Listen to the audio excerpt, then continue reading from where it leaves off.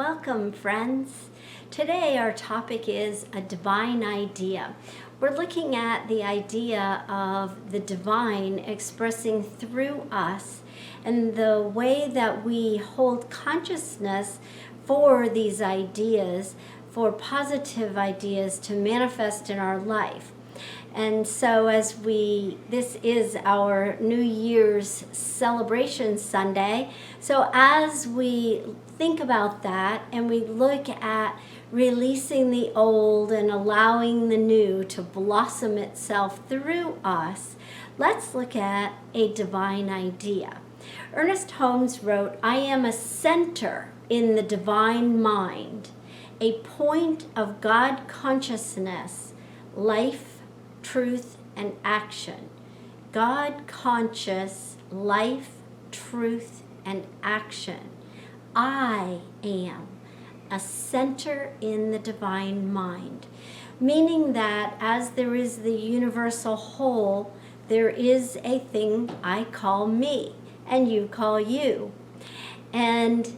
or you call me. Isn't that cool? So there's looking at that idea that as God is creator of all that is, this universal wholeness, the omnipotence and omniscience and omnipresence of life itself. I love those omnis, but I don't always remember all three of them, nor which one I already said. But they're powerful because omni means all power, all knowing, and all present, always present, everywhere equally present. So as the universe is that divine whole, we, out of necessity, are a center in it. And it's very, very exciting the way that works because I am of the universe, an individualized essence of the universe, playing my role in the magnificence of life itself. And we are all interacting with each other and with things and with ideas all the time. And at the same time, I am that center, and within me is the center of my being, my personal being. And in that entity I call myself, I am the ruler. And I don't mean that in either an egotistical or a derogatory way. I mean it in the way that states that we have the power that was innately inbred within us as we were born, as we came into this essence we call ourself in human form.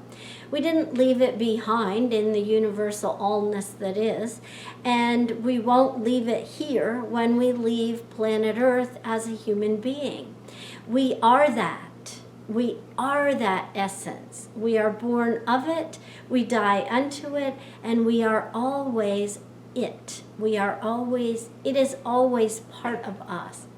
And so looking at how that shows up, being a center in the divine mind, a point of God conscious life, truth, and action. We recently watched the movie Harriet, not really recently, maybe way before Corona, so maybe a year or two ago, whenever it came out. And it was very moving, very powerful. And then recently, I read an article about someone who was talking about that movie and about Harriet Tubman's life. And in it, they talked about how she captured a divine idea. She captured a divine idea. Just imagine the faith, the belief, the courage, and the vision that that woman had to make so many dreams come true for so many people, to set an example of courage, of strength, of beauty, of love, of wisdom. her vision was magnificent, and it was God through her that created that vision, that divine vision, if you will. And so that same truth, although I personally don't expect to be as accomplished in the ways that Harriet Tubman was, that same power is available to each one of us, so that we can take our own lives, our own passions, our own causes that we desire to influence, and we can do that thing. We can do that thing because we can activate that sense of empowerment within ourselves. And by empowerment, I'm not talking about entitlement. I'm not talking about something that I believe no one and nothing owes us anything. It's not entitlement, but it is empowerment. It is a power within us greater than we are that we can use for good in this lifetime and every lifetime. And so let's take an even deeper look within ourself at how we are the center in the divine mind, a center in the divine mind. Well, everything is a product of a divine idea. I like the phrase, a divine idea in the mind of God awaiting manifestation. I heard that several years ago, and I've been using that over and over again, and it means a lot to me. A divine idea in the mind of God awaiting manifestation. Everything, whether it's formed or unformed or just a condition, exists within the infinite realm of possibility. We can call that the mind of God if we choose. Every possible manifestation is waiting to be realized. And here's something we don't think about very often. Every possible manifestation awaits and remains in the realm of possibility after manifestation, waiting to be expressed in an infinite number of other ways.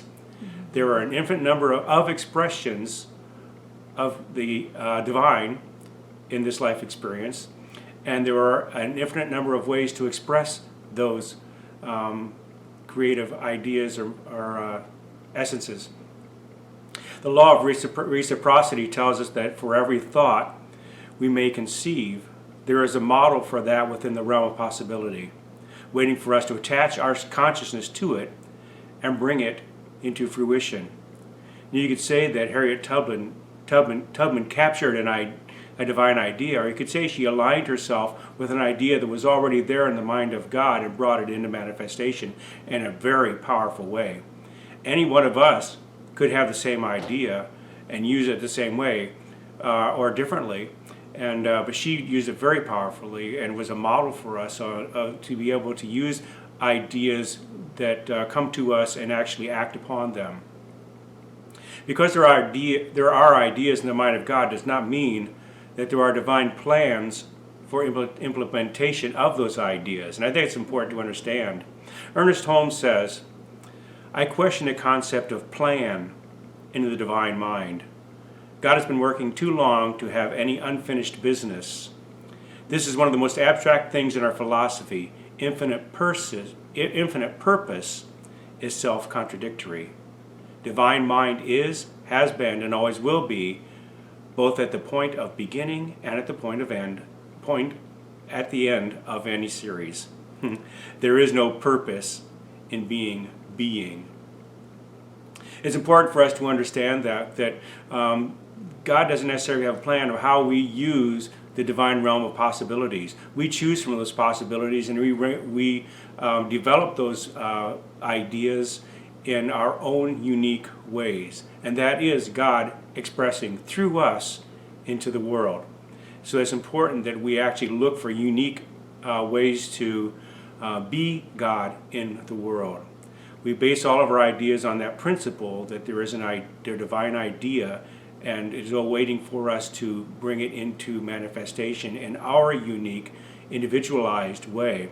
We don't go on precedent and feel that we should do things the way they have been done in the past. That's not a divine idea. And I think that coming out of 2020, we don't necessarily want to use anything that was a precedent of 2020 in the year 2021.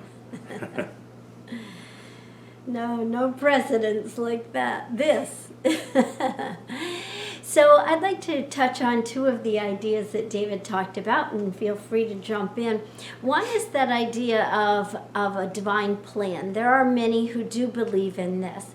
And I do believe myself personally that each one of us finds what resonates with us and what works for us. I always refer back to my friend who says, "And how's that working for you?" So what if what you're doing isn't working, then it's time to move on and look for a new idea, although there are no new ideas, because God doesn't do to us. God doesn't do for us. God operates through us. And as God operates through us, it operates as us. And so, nothing is going to just fall at our feet because it's God's plan for us, whether it's good or bad. It's because of the path you have chosen, the way you have attracted, the way you have consciously created your life, that you have brought that good into your life.